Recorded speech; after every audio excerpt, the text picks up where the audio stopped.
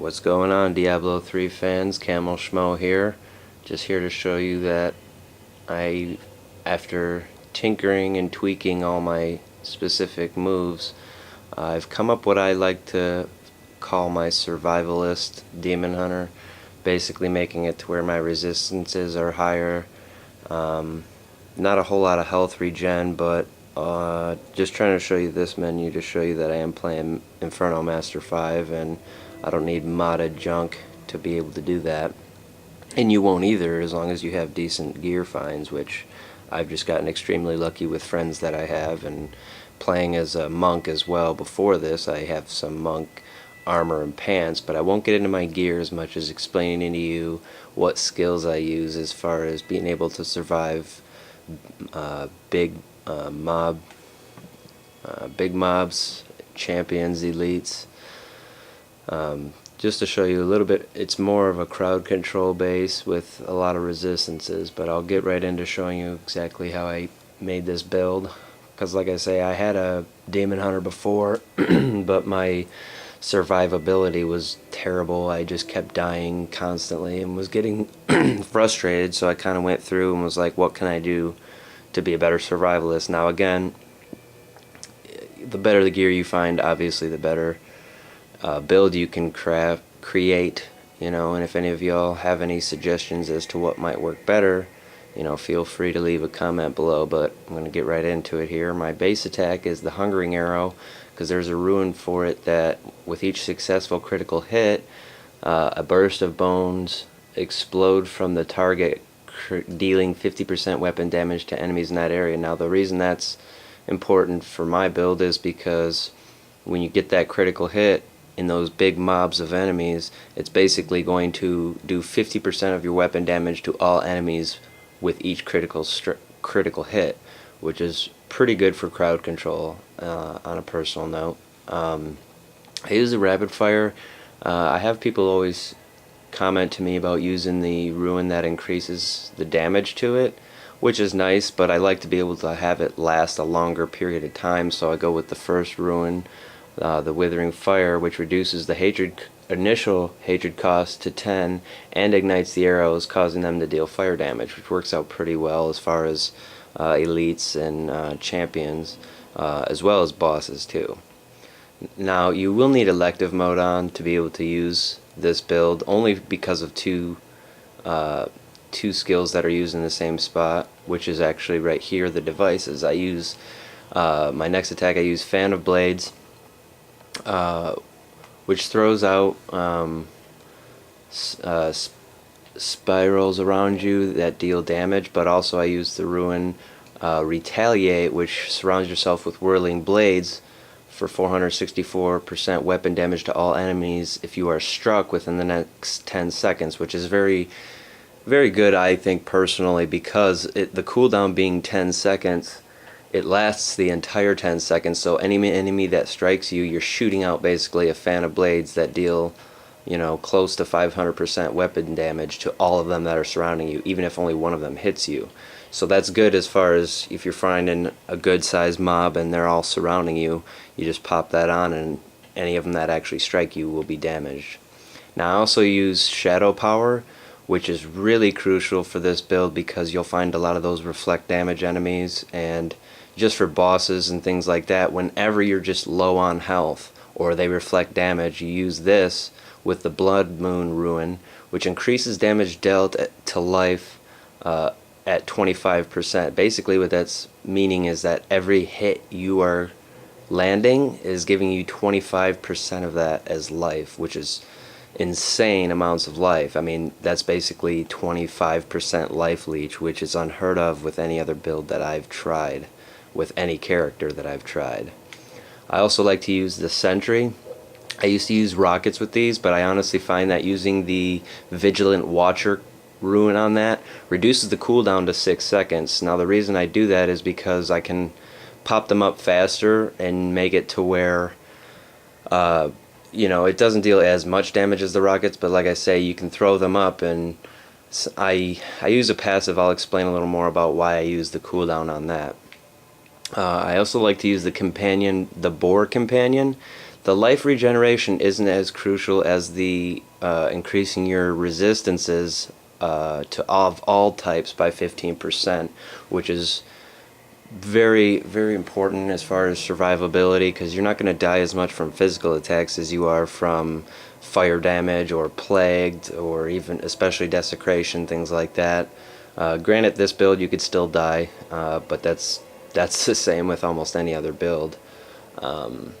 And okay, so over the passives, my first passive, I haven't found a good mana core yet, so I'm basically still using my Raven's Wing. If I could find a socketed version of that, I'd be even more happy, but I like to use the archery as my first passive, because basically if I'm using a two-handed bow, I get 15% crit increased damage, which is pretty insane amount of damage. Crossbows are okay too, because they increase 50% critical hit damage, and if you don't have as much of a critical hit chance like I do, I have 75% crit hit chance with all the gear I've found, which basically, I mean, as you would know, any gear you're finding, you're going to want to look for. Resist all is very good, but also obviously higher dexterity, but mostly you're going to want to look for attack speed, crit hit chance, and crit hit damage, which I'm sure you already know, but like I said, just FYI, I use a bow, so I get 15% increased damage, basically, including all crit hit chance and damage as well. It's kind of an insane boost. Second passive, I use Perfectionist. It's definitely more of a survivalist passive again, but it reduces the discipline cost of all skills by 10%, which is decent, but mostly I use it because it increases your life, armor, and all your resistances by an additional 10%, which is very good for survivability. Like I said, this is a survivability class. Also, I use Custom Engineering, which makes the duration of Caltraps, Marked for Death, Spike Traps, and Sentries is increased by 100%. So like those Sentries, that's why I use the cooldown, because not only can I put up, with this you can put up 3 additional Sentries, and Spike Traps are increased, or I'm sorry, maximum number of Sentries is increased to 3 and Spike Traps increased to 6. Now I use the turrets, the Sentries, so I can put up 3 of those, and since they only last 30 seconds, with that double duration they last a full minute, on top of the fact that I could put up 3 now instead of just 2, which is really good for boss battles, things of that nature. I kind of wanted to show you too how this build works. As you can see with my base attack, every time I'm hitting critical hit, it's actually damaging all enemies within that area. But like I say, I mean, this build just works really well for me. Of course, I have really good gear. I have good friends that have gear they're not using. They give it to me, which definitely helps. I don't play with modded gear on. I have in one of my past videos, but that was just trying to show how to reset Uber bosses to where you can literally gain 100% of your basically just continuously getting hellfire ring pieces, because that can just be a pain to sit there and get enough keys to craft 3 infernal machines, go through each portal, and then do that all over again to collect keys. Trying to find a elite mob or champion that reflects damage so I can show you why that 25% life leech is very important. I'm not seeing any quite yet, but like I say, at least you can see that I'm playing Master 5. I don't have any modded gear on. If anybody wants me to, they would request it. See how I'm low health? I'll show you right now. I'll put on Shadow Power, and as you can see, within 2 or 3 strikes I will be right back at full health, getting right back into the fight. And like I say, I mean, very survivalist based demon hunter build.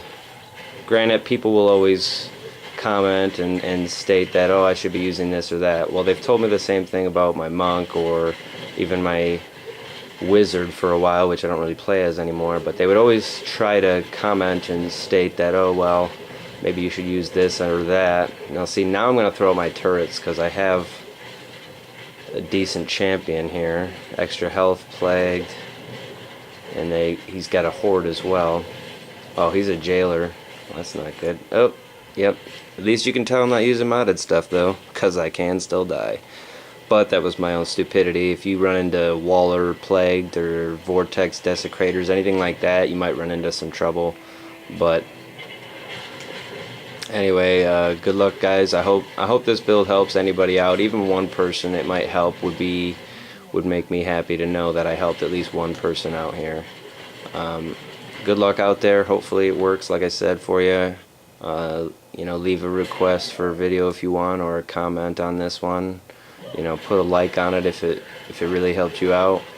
And hopefully, if you want, you can always add me on Xbox Live too. But FYI, as I was stating before, if you use modded gear, I'm not really gonna play with you. It's mostly why I don't play Master V online typically anymore, because, like I say, I'm meeting most people.